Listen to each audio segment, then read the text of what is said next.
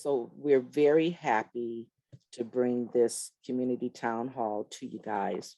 Real talk confessions of transgender women and their PrEP experiences. I really want to thank our community partners that helped plan this, the San Francisco Community Health Center, CalPEP, and Whirl, and the 3 women who are part of these agencies that were involved in the planning. So thank you, Rence Uson, Carla Wright, and Lynette Moore. I really want to give a special thanks to Rence, who will moderate today's panel. And as a member of the transgender community, she just brought such thoughtful insights to the planning process. And if you had an opportunity to read her bio on the announcement, you understand what I'm saying. So thank you, Rence, for your added contribution. We are also excited to hear the voices and learn from each of the dynamic panelists. And right now, I think we only have one panelist on, if others have joined. Anyway, the panelists are Scarlett Paradise, Linnea Vibes, and Luna Ponce. And the panelists that's on currently is Luna Ponce. And we know that life happens. And if the other panelists come, that's great. If not, we're gonna hear from Luna Ponce today. And if you've read, again, their bios on the announcement, you are aware that they are collectively compassionate about serving their community and advocating for health and well-being. They're trained, one is trained in the field of health education. They have history and involvement in the fashion, modeling, and entertainment industries. And they also have worked in HIV for 16 years, doing the noble work of as an outreach worker, a recruiter, and an interviewer. And last but not least, I also want to thank our collaborators. If you've seen the announcement, then you know that there's a number of collaborators, and Rence really reached out to her community to get people engaged in helping to advertise this community town hall and to help with recruitment. So I guess I'm gonna turn it over to Rence. I still only see Luna as a panelist. And so I'm gonna turn it over to you, Rence, and you could take it away. Thank you so much, Barbara, for your really touching description of my work and also my passion. I started this role in San Francisco Community Health Center back in 2018, and I just started volunteering really, and just wanting community, wanting to find a space and people to really surround myself so that I can be more comfortable with myself, and also just feel comfortable. And I am so happy that right now I'm seeing people in this group alone in Zoom, familiar faces, some I don't know, maybe I will have the opportunity later on in the future to know, but I'm really glad that, just for the fact that we're together here and, here to listen to experiences and, thoughts, ideas, insights about PrEP and what about it, what we transgender women of color experience. And I am very fortunate and so happy to actually meet Luna yesterday, and it's been just the same way with everyone else. But unfortunately, like what Barbara says, life happens. And, sometimes, we're not able to, to be here, but, it's for a good reason. And we're all, just, I guess, going to tune in for this one-on-one interview with Luna. And I would love to just give the floor now to Luna to just talk about herself, you know, her pronouns, and what's up, what's up with everything. Good morning, everybody. I'm Luna Ponce. I'm from Oakland, California. I am Afro-Latina. My pronouns, I have them listed here, are she, her, and hers. And if anyone speaks Spanish, ella is also acceptable. Currently, I'm here at work. I work at Strat as a PrEP and benefits navigator here at the Magnet office. And I've been involved with the community in a few different ways, including the upcoming Transcend retreat at the end of this week, since like moving back to the Bay Area. So I'm really excited to be here and to have been thought of to, come and speak on this because, our health and well-being as trans women is something that's really important to me. And I'm really passionate about PrEP too. So it's nice to meet everybody. It's nice to see everybody. I know it's cloudy outside, but everybody can still smile. It's still a beautiful day. And also Liana just joined Rence. Thank you, Barbara. And I do see Liana joining us today. And Liana, would you please introduce yourself, just your pronouns, your name, and what have you been up to lately? Yes, thank you everyone for having me today. My name is Liana Vibes. My pronouns are she and her. And for myself, I had basically been working, doing life coaching as well as working as a videographer for especially the trans community and non-cisgender communities. And that's been a big passion of mine because I really do feel that telling stories through digital film is like so important. And I feel like being part of the panel today is such an honor and privilege because I feel when it comes to PrEP, it definitely has saved my life and I've seen it save many others' lives. So thank you all for having me. Thank you, Liana. We're very happy to see you and that you've made it. So, just to get to the chunk of this hour that we have, let's just jump right onto the discussion, right? And just how I am with everything, I like to start things with, just setting the intention. And I do want to set the intention and, get to know the panelists as well and their experience by just asking a question. What is your hope for this panel that you're in right now? I guess I'll start and answer your question, Rence.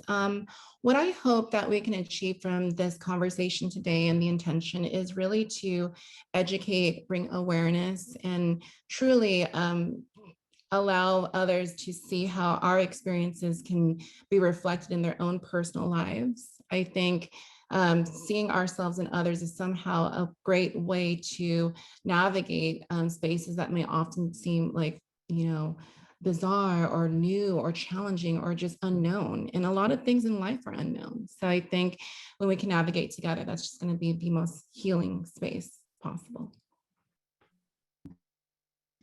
Yeah, I can agree too. And I also hope that this can kind of be like an eye opener for those that may not know the experiences that trans women have, like accessing PrEP and just like our experiences taking it or even the lack of access that trans women can have. So I really hope that this can really open people's minds and, open people's eyes to our side of, the PrEP movement now, but yeah, that's pretty much what I hope for this. Yeah. Thank you for sharing, both of you. And, I really do believe in the healing space that we can definitely make out of, just being with community and sharing experiences. I really like how there's access, and we have the power to just really have a say to how that looks like. And I think that we're headed towards in that direction. And, we definitely see you as someone who have taken PrEP or who is taking PrEP. And, we are learning from your experience today. So I do want to kind of just expand a little bit more on your experience about PrEP access. How does that look like, at present, and, has there been some sort of change in the time that you first started PrEP and, today? Yeah. So with me, like I started PrEP pretty much like back when it first became like a thing here in the Bay Area. At that time, I wasn't transitioning. So now that I am, I have run into some big differences, as in my doctor and other doctors that I know from people that I know in the community. Their doctors also don't really know how to dose trans women that take estrogen. As far as like the 211 or in between the 211 method and the daily method. And so that has actually caused a delay with me being able to even get PrEP. It's been about 3 weeks now and I haven't heard back from my doctor or anything as to like how it should go. And also just like, I'm not really sexually active with like multiple people either. So I don't see a need to take it every day. I would rather take it like 211 as I need it. But, there's this concern that trans women taking estrogen, I guess we won't necessarily build up enough protection as far as what I've been told. So yeah, that's just how the difference in between pre-transition and now that I am transitioning, my experience with being able to get PrEP. I will go next. Yeah, Liana. Thank you for sharing, Luna. Definitely, Luna. So for myself, I feel my journey with PrEP has been an interesting one. After seeing personal friends who had succumbed to HIV/AIDS and seeing their last moments, it was such a monumental shift and a tremendous thing. And I was like, wow, this is real. And we can't deny what HIV/AIDS and the history of it. And I feel like having PrEP now is so part of history, really, is having accessibility to medication that can save lives and prevent unnecessary deaths. And I think too, there's a caveat that a lot of times for those who are non-cisgender, and especially for trans women and even intersex women, bodies typically are left in the dark, and it's something that general society is well, we're not going to think about that. And so oftentimes sexuality is left in the dark, and things like prevention is left in the dark. And I think really when I first started PrEP, I didn't really know that was even available at that time. And then there was all this discussion of well, you're going to have to meet, accessibility and insurance and all these other challenges to access that. And that became scary in and of itself. For me, being sexually active, I felt that there's a lot of what I didn't realize at the time is there's a lot of freedom and choice. And that, it doesn't have to be so scary about my sexual encounters. It's not to say that testing is left out the door. I think testing has its place as much as taking the medication for me daily. And I think it's what really brings to the surface of conversations about what is your status and how do we navigate our health together as a couple or as an intimate dynamic. So I really do appreciate the fact that this medication being part of this part of history, really, it's allowing us to have accessibility. Thank you both of you for sharing, and really sharing personal experience already. I do want to tap into just the way you both take PrEP, and this is maybe in relation to how you adhere. How is it like trying to just be on top of the regimen and staying well within your dose, whether it may be 211, whether it's the everyday PrEP, like what motivates you to really be on top of that PrEP game and your adherence? With me, my insurance has always covered it. In the beginning, it was definitely a little difficult for me because I did get like some like little bone density issues and like abdominal cramping and like really bad headaches that would last for like the first month of me taking it. So like, I feel like it was easy, but just like the side effects in the beginning, it was difficult, but I was definitely happy to have PrEP at that time, being that I was more sexually active. And, at that time I was doing sex work and stuff. So it was definitely, a necessity for me. But now at this point, I'm kind of at like a standstill as to getting it because my doctor just doesn't have enough information as to trans women that take estrogen and taking PrEP daily or the 211 method. But I can speak that, before, it was really easy to get it, you just stand on top of labs and stuff like that. And, always going to the pharmacies and stuff, picking up the medication was pretty easy. Dealing with insurance was always easy. So yeah, I mean, I'm definitely looking forward to taking it again, but I can't really speak for like right now, just because I am at a standstill with even being able to get PrEP. But it is good that I have been able to help, at least through my job, and seeing how we're able to help those who don't have insurance or that do have insurance but still have to pay co-pays for it, that we're able to get them, their co-pays covered through Gilead. My focus is definitely on getting like, Black and Latina trans women in and on PrEP, mainly sex workers and stuff. And like, they've been really grateful for that because, kind of like the other panelist said, sometimes the girls just don't even know about it or where to get it and stuff. And so like, I felt really good being able to be that bridge for them, in this time right Yeah. Yes, I definitely, share and reflect on Luna's experience. And I feel too, like what kind of motivates me, it is for me, a daily regimen. And I do also appreciate the 211 method. I think that's very helpful, especially in the instances where it's like, well, kind of was very sexually active that evening and just maybe like, a little this and that. But I think what motivates me is a twofold thing. First is when I see that for at least California Medi-Cal recipients, to get the PrEP for basically at a reduced or no cost, but you see the price tag from Gilead for a 3-month supply is nearing at approximately $7,000 to $8,000. And you wonder about the people worldwide who are afflicted by HIV/AIDS and have zero access to this stuff.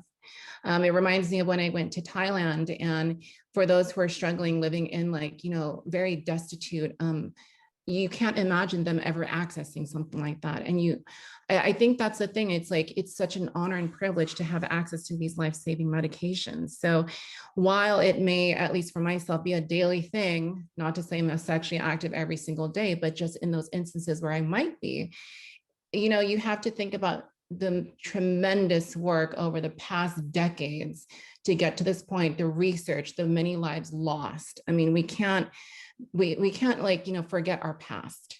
And I think that's the harrowing thing is when people wake up and go like, oh, like what was hitting in the 80s? Like there's people that like lost beloved ones because of that. And so I really feel like every single day that you take, PrEP, it's just like an honor to your ancestors who have struggled to get to this point. and for those worldwide who do not have access to these drugs. And so, yeah, I think that's what allows me to be consistent on top of that every single day. And I think that's really just the push that we need, are those who are having these conversations, the raising of awareness, and to say, listen, there's no shame with taking PrEP, because I think that too might be another part of like, why do I need to take that? I already take estrogen every single day. I have all these other medications. And I think for some people that can be sometimes like a mental thing as well. So. Thank you. Thank you for just helping us realize that, it is definitely a mental thing. It is, a community thing. It's, really more than just the individual, but, really, how we're supported by, whatever entity out there, may it be Gilead, may it be, our friends, may it be, people from around the world. We see each other, and we see ourselves in each other. And that's what I'm getting from, what you girls were sharing. And I really need to, want to kind of, I'm curious as to knowing what it's like for you, being out and about and, just getting PrEP too, or, maybe from the time that you were just thinking about it. How was it like when, how was it like when you were kind of like deciding to be on PrEP? Were there any kind of like marketing towards, our bodies, or, to transgender women? And, were there any kind of like awareness already that exists, other than what you have shared, with your, coming from your friends, or, coming from maybe your doctor?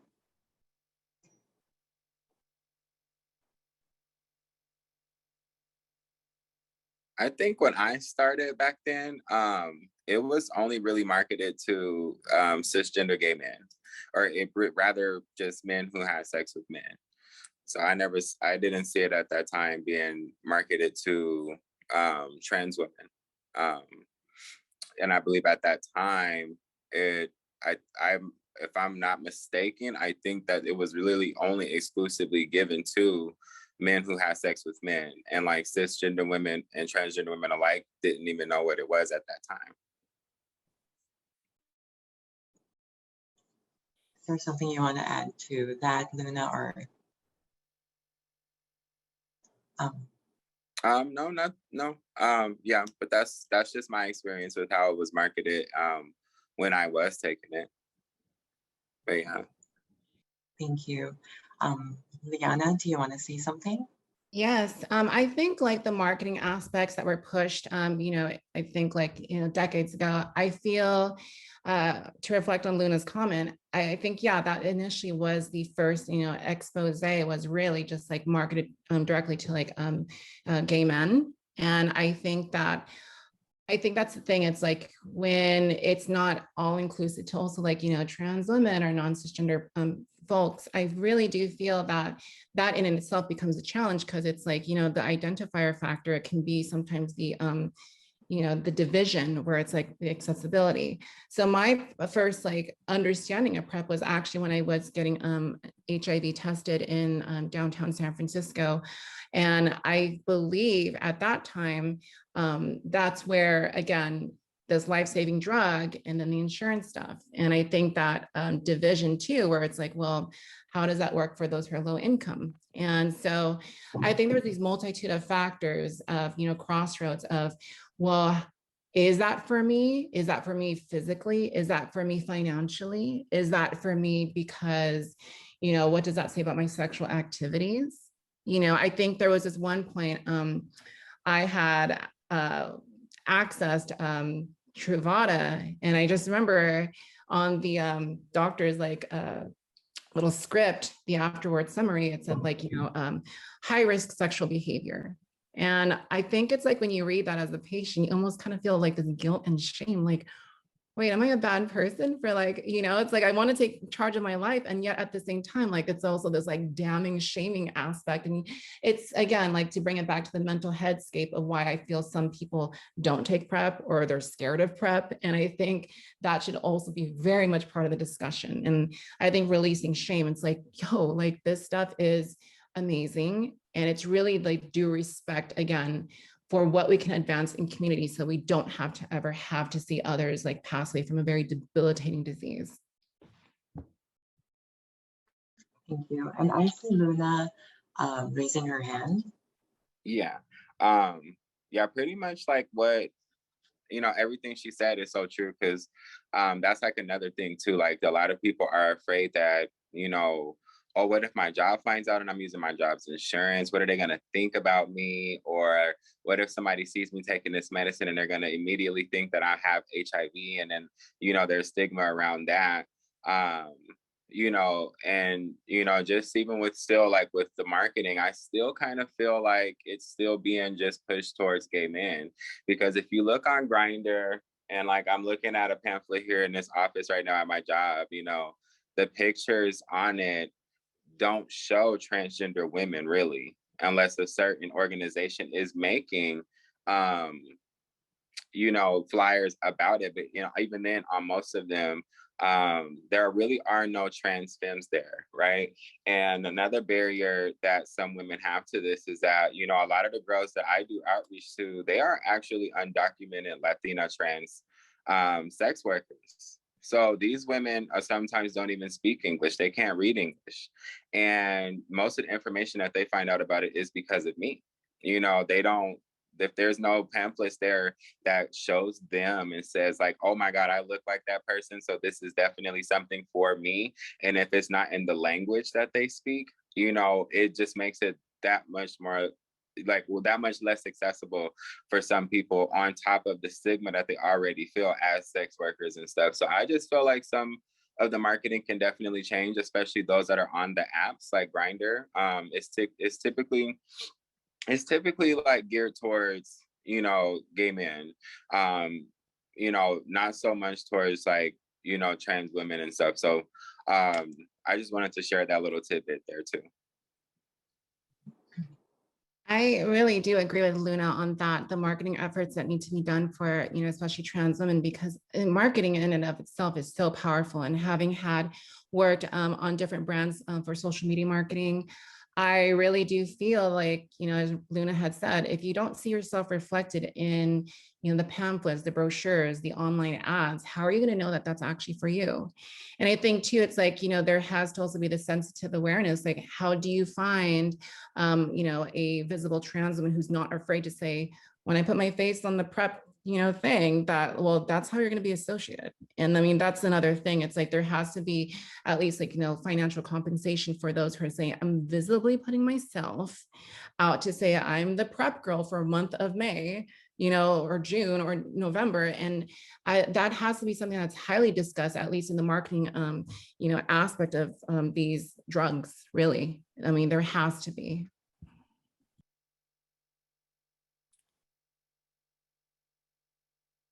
So Rence, there's at least one question in the chat. I'm not that good at monitoring chat, but somebody brought it to my attention. So if it's okay, if I can bring your attention to this question. Yes, go ahead. So Susan would like to know, would like to hear about what other trans women are afraid of. So I don't know if that's clear enough. Susan, if you would like to step in and add, clarify that question, I guess that would be fine. Hi, Barbara. Yes, Hi. one of you said, I'm terrible with names, so please pardon me. One of you had said something about a lot of trans women are fearful about all sorts of things, and you just then covered some of them. But I would love to hear more about, now you all are knowledgeable about it and using it. But I'd like to hear what you hear from your friends about what their big concerns are why they don't want to take it. And, you know, I'd love to hear, you were talking about social implications. That is that other people will say you're taking an HIV medication, therefore you must have HIV. You know, I've certainly heard that before, but what are some other issues? And you can elaborate on that one too. I think a big issue and just something that someone here in the audience, Brianna McCree, just posted is that a lot of times too, trans women do get kind of looked at as being like some like sub community or a branch off of gay men, and we're not that. And so that is actually a very like valid point that she made, because like from my friends and stuff, like, and the girls I do outreach to, they're always worried, like, oh my gosh, they're gonna think that I'm just like some like man that's just I have HIV. Like, this is things that I hear from people because, you know, it's almost as if like a lot of trans women feel like, let's serve the gay. It's like almost as if when these things come out, it's almost as if it's almost going like gay men first, and then trans women will follow, because unfortunately a lot of people do see trans women as just another layer of being a gay man, and that's just not what it is. And so that also holds a lot of trans women back from being able to get it, if that kind of helps to, you know, help you to understand what we're saying. You know, like they kind of want trans women sometimes to show up to groups that are made for gay men. You understand what I'm saying? And sometimes they box trans women into that same, you know, men that have sex with men. You know, I'm not sure what you would call that, but, you know, like that kind of division of the community or something like that. So, and I don't think that that's fair, you know, because then if trans women see that, that's low key like violence kind of in a way, like that's, you know, because like trans women are not men.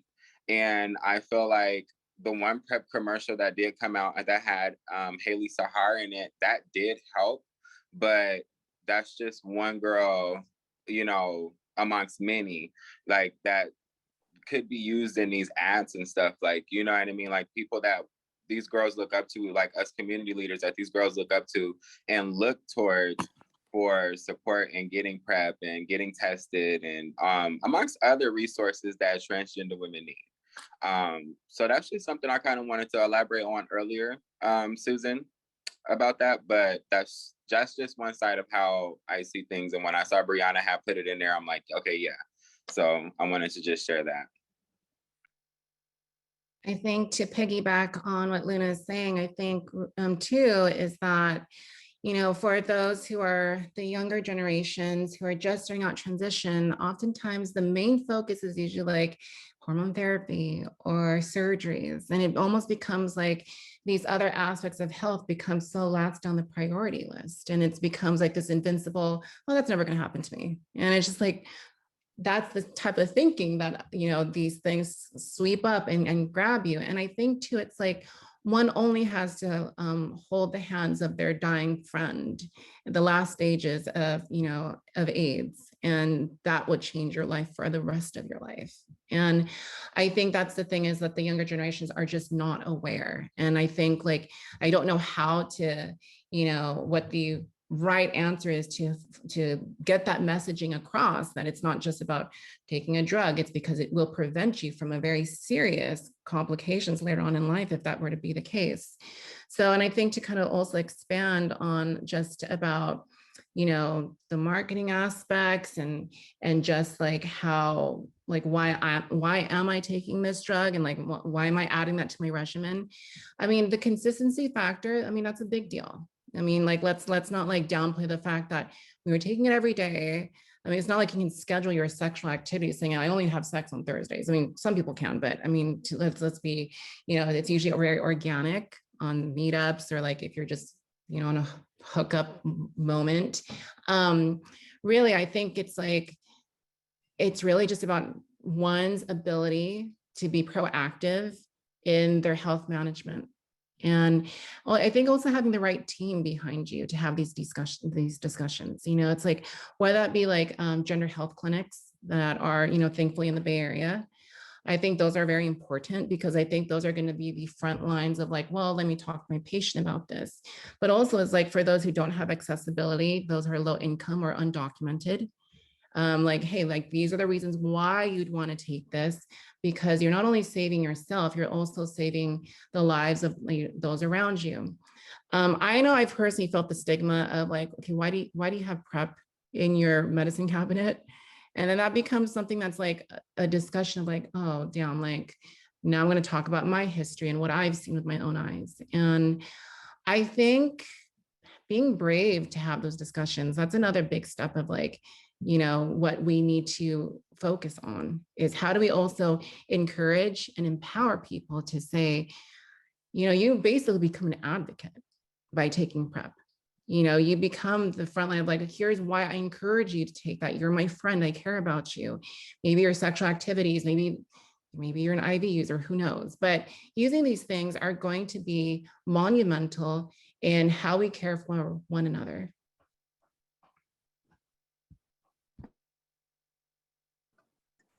Thank you for those answers, ladies. And, you know, just how we're very much intertwined, right? And it's intergenerational, you know, this HIV journey, the battle, the fight, it's all something that we have to support one another. We definitely want to know, like during these times, especially during COVID, where were you kind of like leaning on for support when it comes to your health? And, you know, may it be just for PrEP, may it be for, you know, just mental health, but yeah, who do you turn to when you feel like your health is, you know, at risk, or maybe it's, you know, not in that level that you see your health, or it's not really aligned with your goals? Where do you turn to for support is my question.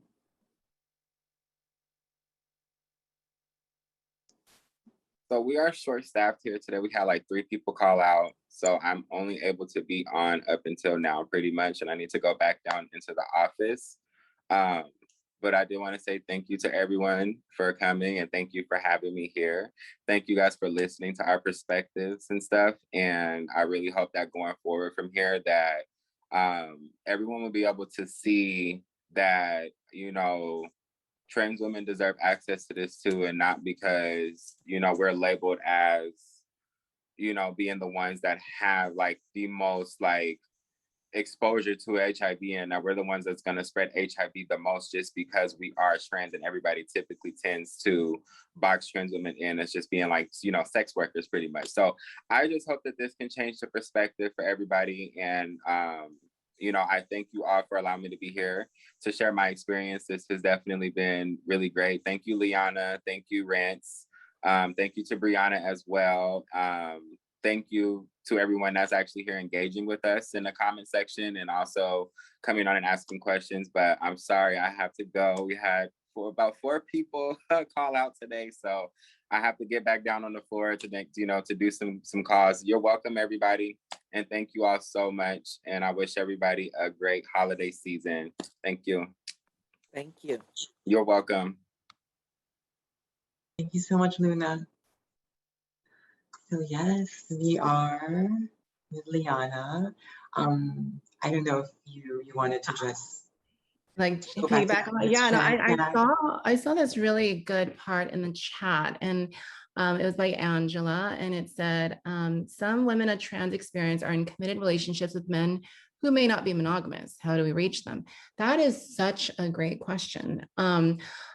Personally, I feel that is one of the reasons why I take PrEP, even if I'm in a committed monogamous relationship, because I just don't know. And I think like the, at least historically, what I've seen in some of my past friends and how they caught it was because of that very reason.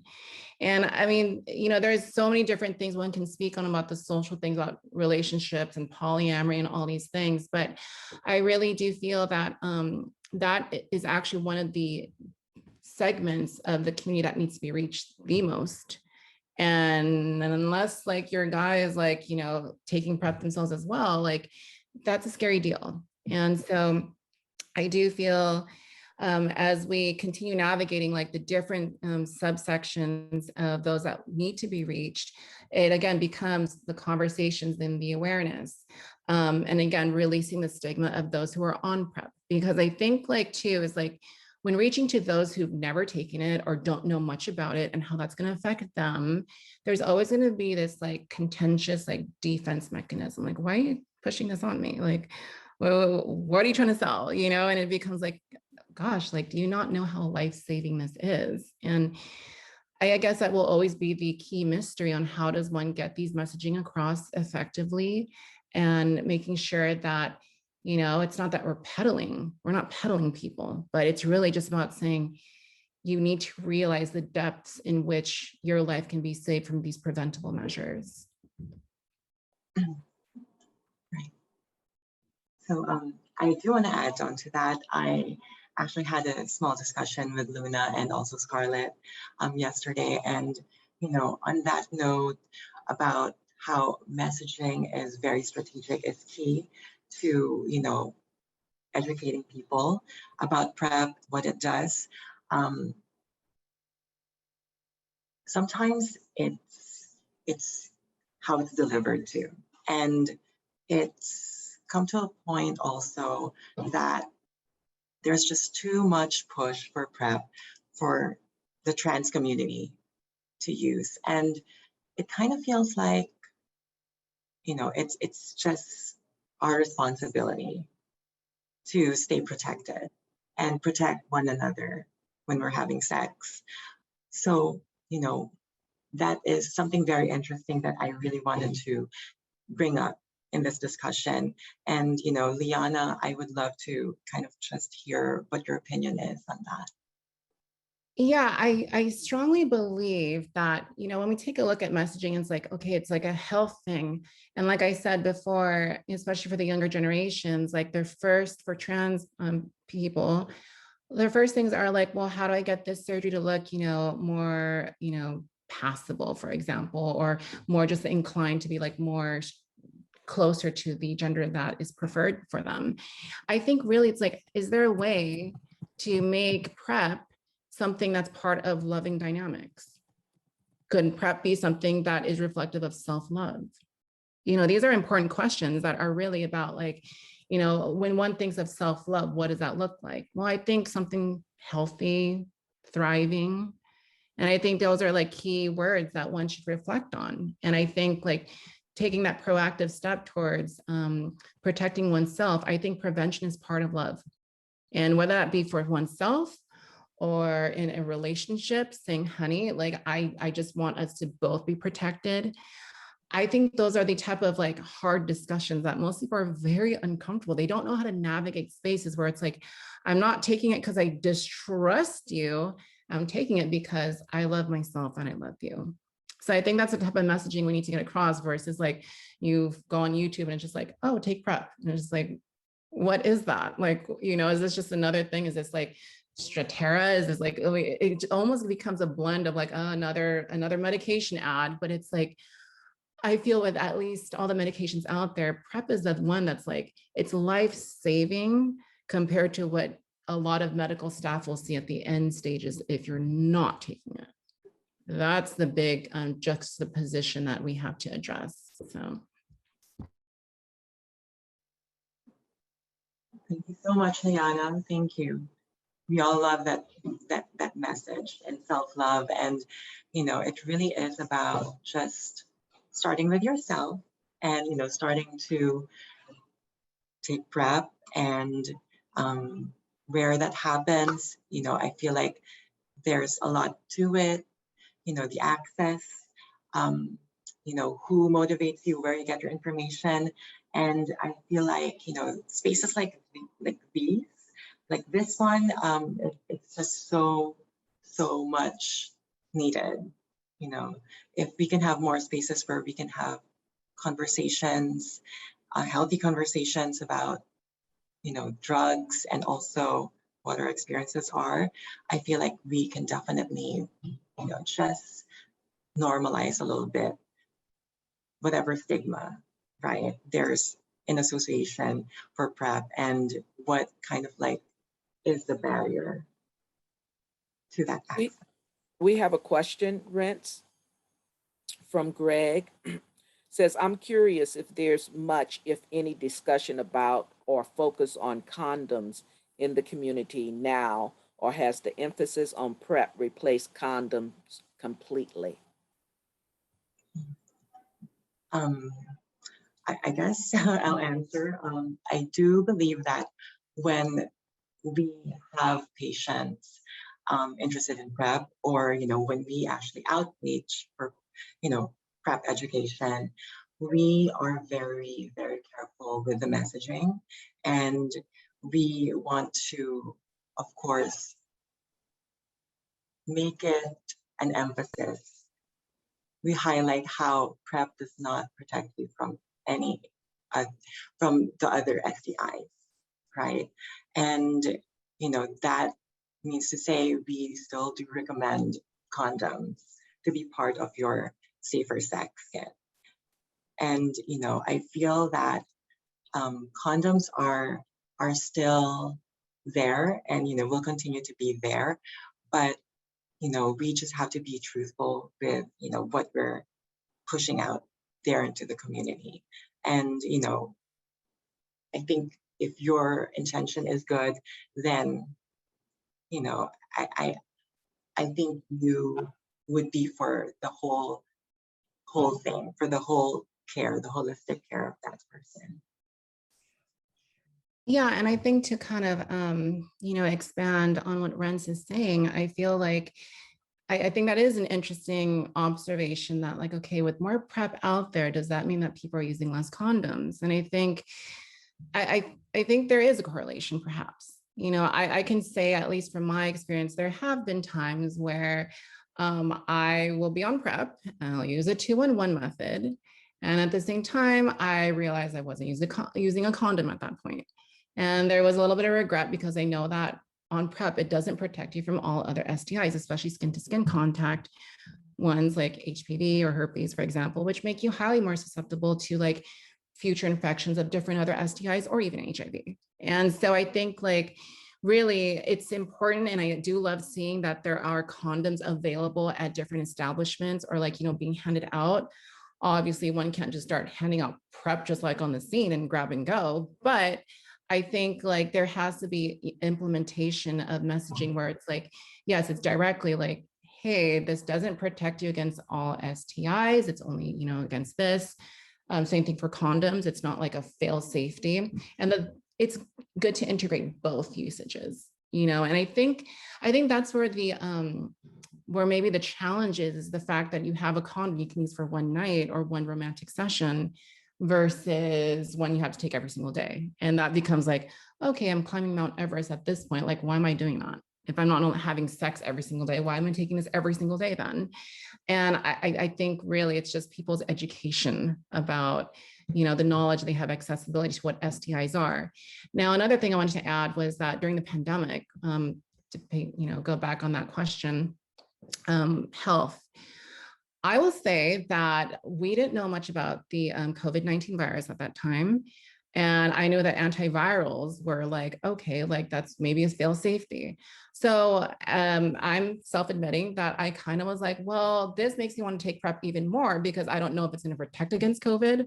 But it was just like, these wishful fantasies that maybe it might help. And so I think that was an interesting thing during the pandemic on how it just made me kind of situationally aware of just virology in general. And like, hey, this is an antiviral medication. Would this possibly protect against COVID? I don't know, but it just makes me want to hunker down and say, absolutely, I'm going to take this every single day. If it helps me, great. If it doesn't, at least I tried.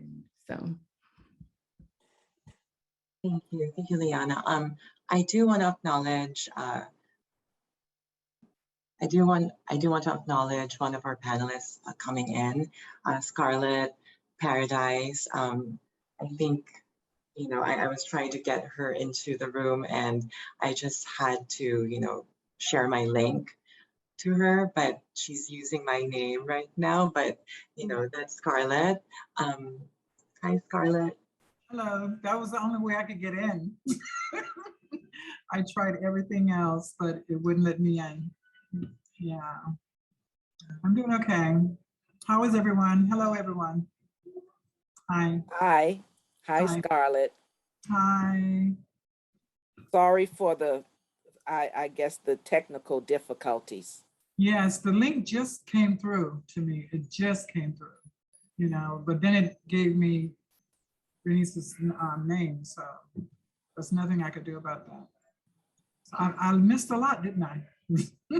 Great discussion, yes. But you're here now, and that's important. I would like to say something, if I may. Please. Okay, so I am on the dating scene, and I've been talking to the gentlemen that I date about PrEP, and a lot of them are interested in getting on PrEP themselves because they are dating multiple partners, whether it be us or anybody else. Is there a way for them to get assigned somewhere so that they can come in and start on PrEP themselves? Thank you for Anybody? the question, Scarlett. I do want to go back to the time and, you know, how we only have 5 minutes left, you know, and we've reserved the last 5 minutes for kind of like, you know, announcements or what's the next step for our panelists and, you know, for this town hall. Rence, can I just let Scarlett know that if you can email me that question, Scarlett, I will definitely try to follow up with you. Okay, okay. I don't have your email, but I'm sure. Oh, I'm sorry. I will email you. Okay, you have my email. So I'm Barbara Green-Ajufo. You have it because I've emailed you, but I'll follow up with you. Okay, good. So I'm sorry, Rence, please. Yeah, thank you, Barbara, because like that's Thank you, Barbara. that's where I was heading to. Like, I would definitely love to have this conversation with you offline too, Scarlett. So let's keep in touch. Yes. And I guess, you know, we're at a close to our town hall, and thank you, ladies, for, you know, just being part of this wonderful conversation. We learned a lot, and, you know, this is invaluable. The information is just, you know, straight from the source, and, you know, it's just, you know, they're all valid. And I think that, you know, this is what we need, right? Hearing these voices, hearing that, you know, these experiences actually exist, and, you know, these are, you know, what we're going through. I think these are what is going to help us, you know, just, yes, this is what's going to help us just have more people kind of like just taking more, putting more attention. Yes. Taking the necessary steps, right, to take care of themselves, or, you know, giving themselves their self-care or act of self-love. Correct. So we are just about at the end. We might have time for a couple of questions. If anybody has a burning question that they would like to ask. I would definitely like to thank Rence and the panelists for a great, you know, a community town hall. Very informative. So really, thank you, guys. I mean, ladies. I do see Greg has his hand up. Did you have a question, Greg? Oh, I did. I was just wondering if in 3 minutes, if Scarlett wanted to just tell us a little bit about her PrEP journey and what it's been like. Oh, okay. My PrEP journey has been somewhat difficult during the epidemic because the guys are still wanting me to do certain things that I'm not willing to do, such as kissing. And during the epidemic, you don't want to kiss somebody with COVID-19 out there. So I'm having to tell them no, see you later, bye. When it comes to that, my journey with it is, I take it faithfully, because I just don't know who has what. There have been times that I've gotten really dizzy and kind of sick a little bit, but then it went away. And I think because I'm taking the pill, that protected me from getting even worse than what I could have been. So I'm really thankful for PrEP. I'm really thankful. And that's my journey. Thanks. Did you find it easy to access? To access it? Of course. Yeah. I am a member of Lion Martin Women's Clinic. So there's no doubt I get that what I need there. So. Great, thank you. We have 2 minutes and questions, or if there are no questions, I would love to just, give this floor to the panelists who's, here right now to just talk about like what's next for you and where can we find you? How can you reach you? So to answer those questions, what's next? I definitely want to focus on just self-love, whether that be for community or just, society at large. I think, again, self-love is a big part of one's journey to experience in this lifetime. And so I think, health being part of that, but of body, mind, and spirit, if those who are spiritually inclined. And one can find me at my website, www.lianavibes.com, or on Instagram at Liana_vibes. And really, it's just, having these conversations continuously so that these conversations don't get so left behind in the past, because our ancestors of the past are, crying out to us with congratulations and a good job, because if they could only have seen and imagined, like there'd be a day where one does not have to worry and the accessibility is there. I mean, how proud could they be? And how proud should we all be for being part of this movement? Thank you, Liana. Thank you. Scarlett, Yes, I think that's great. I mean, I think that's very wonderful, but I would like to touch back on that, what I previously said. It's not just us that needs to take it, it's other individuals also, in order for this to work. I mean, like, if one guy dates 7 girls or 12 girls in a month, and he's not on PrEP, and he's passing whatever or not whatever he may or may not have onto those individuals, and then it escalates higher and higher to the next person if that person is infected. And then we have a harder time controlling it, is what I would say.